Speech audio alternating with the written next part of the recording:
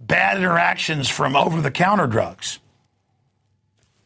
Do they have people there sticking their hands down your pants at Walgreens to keep you safe? No, they don't. That's about prisoner training. Now, let's look at some terrorism numbers. In Iraq, a hotbed of sectarian violence that they call terrorism, from 03 to 08, 113,616, or 1 in 1,150. Terrorism in Northern Ireland, from 1970 to 2007, Scientific American, 1,758, or 1 in 43,000. Terrorism in the United Kingdom, from 70 to 07, 2,196, or 1 in 1,100,000. Terrorism in the United States, already mentioned this, from 1970 to 07, 3,292, 1 in 3.5 million. Terrorism in Canada kills 1 in 3.8 million. Terrorism Great Britain, 1 in 5.2 million. Now let's look at some of the animal numbers here. Animals. Shark killed 1 person. We got to have TSA out there on little rafts keeping everybody safe and sticking their hands down the bathing beauty's pants. Hippo in Africa killed 100 to 150 annual deaths. Well, got to ban those. Got to have guys in blue uniforms out there keeping you safe.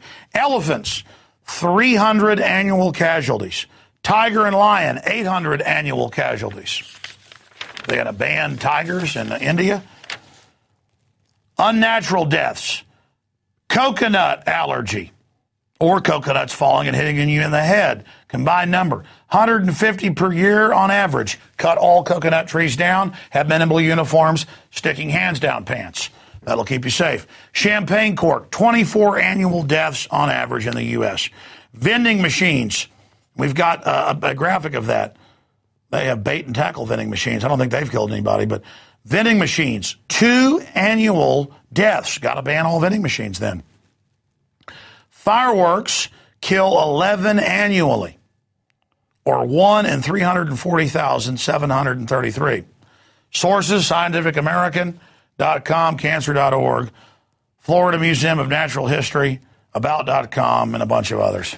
Centers for Disease Control. Yeah, there's the deadly shark. I mean, hell, if sharks kill about 6 people worldwide every year, ban swimming.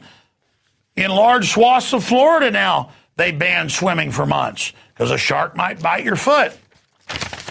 I mean, this nanny state excuse that they've got to take over your life and take all your liberties and take all your freedoms to keep you safe, it is a crock of unmitigated bull. Now, listen, the truth isn't pretty, it's ugly. And I'm in here teleprompter free. I told the guys, I said, listen, it's first of the year here, second day of the new year. Let's just do a 30-minute show. We got another interview coming up with Kassernoff and Fitz after the break. I'm totally exhausted, but I've just done basically an hour here tonight to break down the facts.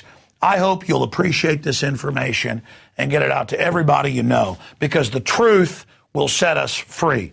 The people perish for lack of knowledge. I've only covered the top 1 or 2% of the news we had today. It's that big. Reality is that huge. Don't believe everything I say, but research what I say and find out it's far worse than I could even relay to you. Reality is so much more complex than what is regurgitated on the big 4 networks every night with the same news story in the same order with the same sponsors. That simplistic centralization is there to sell you tyranny and slavery. And that entire establishment media system is bombarding and attacking Ron Paul because he is only one manifestation or one focal point of this global awakening that's taking place. Here's the new campaign ad. We've got it at Infowars.com if you want to get it out to folks. Believe. Ron Paul releases closing argument ad. Watch Paul's final message before voting begins. All right, here's the Ron Paul ad. We'll be right back with Catherine Austin Fitz. America is in trouble. Washington is a disgrace. Government has become too big. It's overtaxing, overspending. We need to change direction. We really need change. We can't afford to make the same mistakes we've made in the past. Mitt Romney's reputation as a flip-flopper. He went the other way when he got paid to go the other way. There is need for economic stimulus. It's about serial hypocrisy. This election is about trust. There's been one true, consistent candidate, and that's Dr. Ron Paul. Ron Paul has been so consistent from the very beginning. He seems like a more honest candidate. He tells the truth about what he believes, whether you like it or not. He's never once voted for a tax increase, never once voted for an unbalanced budget. Ron Paul's plan is bold, cuts 5 departments. It's what we need. When he says he's going to cut $1 trillion in the first year, I believe it. If you don't like how things are going and you're tired of politicians, he's something different. Ron Paul. Ron Paul. Ron Paul. Ron Paul is the one we've been looking for. I'm Ron Paul, and I approve this message. If you believe in this information and want to support its viral spread, go to the Infowars store at Infowars.com. We've got the new G.I. Joe Infowars t-shirts. We've got the incredible Pro Pure gravity-fed filters available at Infowars.com in the store. We've got a new DVD, Scientists Under Attack, the Don't Tread on Me flag. We've got all sorts of different bumper stickers to help spread the rebellion virally. It's all there. Wristbands, citizen rule books in every order. Order online at Infowars.com today. The water filters, the canteens. It's all there. Infowars.com. It was between 1972 and 73, but it was still a lot of prejudice around this area. My wife was sick, and I was trying to get some attention for her. Nobody came to check. They just left her there. Well, I believe I was left there because of the difference, me being black and her being white. And every time I would say something to her head nurse, she would get pretty upset. And then she finally called the Freeport Police Department, said I was harassing her. And I mean, I didn't know anything to do. Well, then Ron Paul come to my rescue. He just stepped in and went to work with my wife. And after he seen her, I'd say no more than 10 minutes later, she had a stillborn boy child. And he said as far as the bill, he would take care of everything, which he did. I never got a bill from the hospital or anything. And he was a doctor of medicine, and that's what he was doing, was practicing medicine, and it didn't matter who and what and why. He was doing it because he think of one human being just as much as another. He's just an honest man, and that's something we need now in this day and time. It's a lot of politics and no honesty. When you have honesty, well, people will try to do anything to blot you out. And that's what they will try to do to him, is blot him out, because he will be honest. And they need more like him.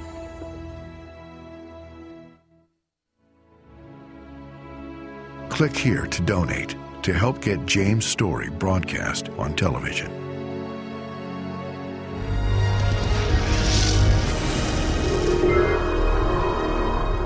Welcome back. It's the first show of the new year here on January 2nd, 2012. I'm your host, Alex Jones.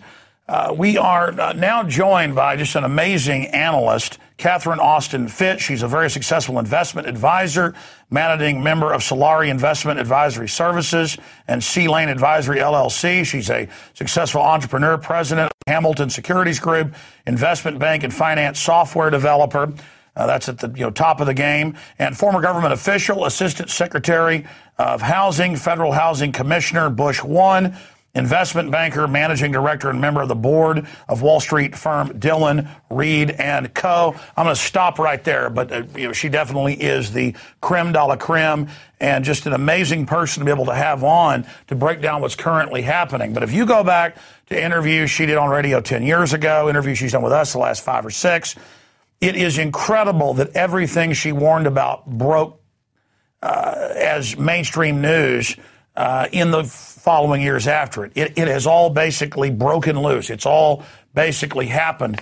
And so I wanted to recap what this New World Order is, who's behind it briefly, and then give us her view into the future of what she thinks is going to unfold. And we'll talk to her about the NDAA, the situation with Iran, and so much more. And, of course, her website will be up on screen at solari.com, SOLARI.com. Catherine, wonderful to have you with us. Alex, Happy New Year. It's great to be back. We're in the crazy 2012. I mean, off the top of your head, what do you think of 2012? What do you think's coming up this year? Actually, I'm kind of an optimist for 2012. You know, it's in one sense we have things getting crazier and weirder because the beast is coming out of the closet. But the good news is the beast is coming out of the closet and people can start to see it and take action. So for me, I feel very good about 2012 because we're going to start to deal with the problems that we have been, keeping under the ground for a very long time. Define that beast, because there's a lot of new viewers, and then let's get into what you see that beast doing in the future. Well, we've had a group of people centralizing the economy, and they've been able to stay a little bit hidden because we bubbled the economy. And now that the bubble is over and we're kind of in the debt trap, things have to be faced. So, in fact, for the last 500 years, we've been in an economic model, which I call the central banking warfare model. It was coined by James Turk. And the central banks print money, and then the military makes sure everybody takes the money and uses the money while they access cheap natural resources. And so that model can't continue. It has to change. And you have a small group of people centralizing the economy who have a plan for how it's going to change. We're starting to see the outlines of that plan. Most of us don't like that plan. We believe in freedom for the individual and the protection of individual and property rights. And so, appalled as we are, we're now starting to act to make that change. And I think what I'm seeing all over the world, and I know you are because you're really at the hub, is a much greater consciousness of people saying, wait a minute, we don't like this. What's the plan? What's our plan?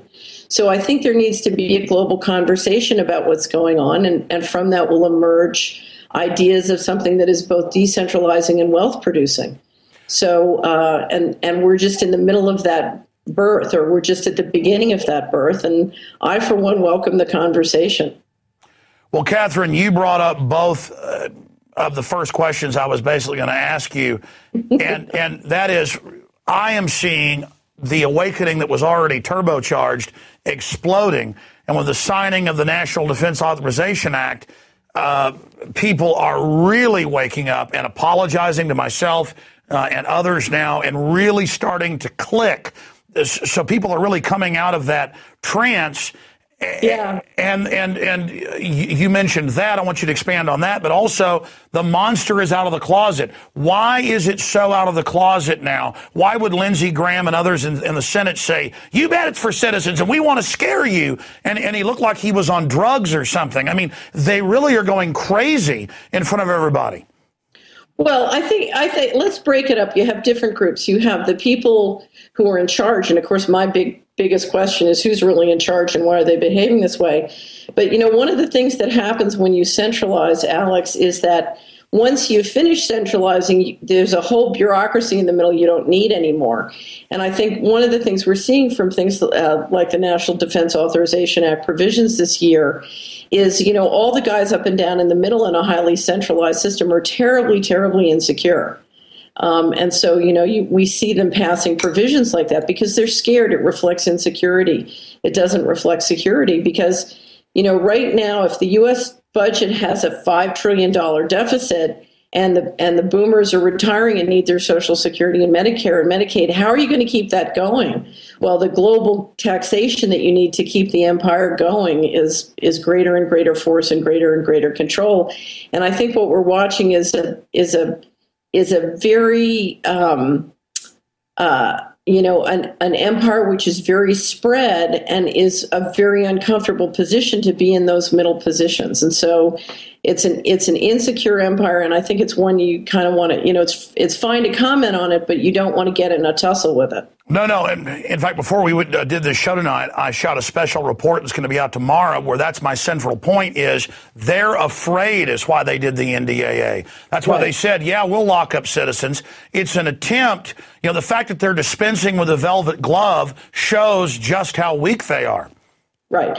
Well, think about it. In 1998, when I saw all the early stages of what was going on, whether it was the patenting of life and control of the seed supply and the